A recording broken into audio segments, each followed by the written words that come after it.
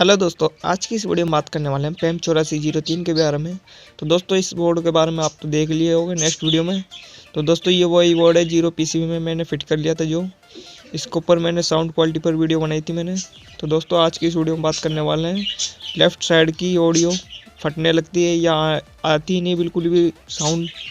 तो इसका सॉल्यूशन मैं ला रहा हूँ। तो दोस्तों वीडियो में बने रहेगा। वीडियो अच्छी लगे तो वीडियो को लाइक करें और चैनल को सब्सक्राइब करें।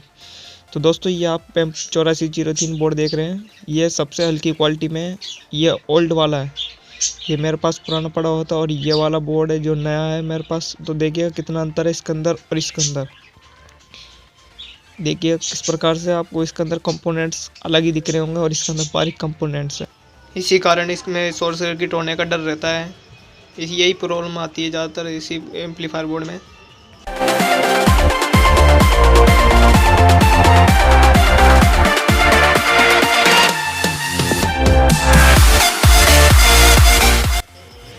और दोस्तों मैं इसमें 2-2 इंची के स्पीकर यूज़ कर रहा हूँ। तो इसका लिंक मैं डिस्क्रिप्शन में डाल दूँगा, आप पर जाकर खरीद सकते हैं दोस्तों।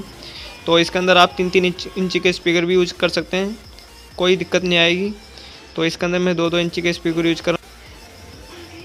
ये 10 वाट 4 ओम में है।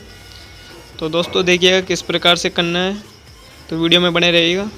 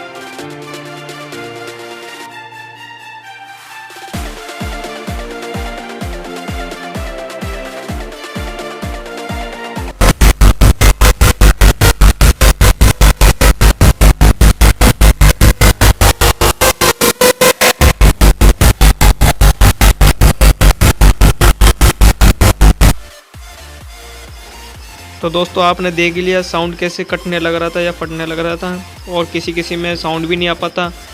तो इसका सॉल्यूशन करते हैं अब। तो आप ये कैपेसिटर देख रहे हैं, इसके आप शॉर्ट कर लेना है, यहाँ पर लगा लेना है आपको एक वायर लेकर। इसका प्लस वाला वायर लेकर मैंने यहाँ पर लगा दिया है, सोल्डर कर दिया है। तो साउंड काफ़ी बेहतर सही हो जाएगी।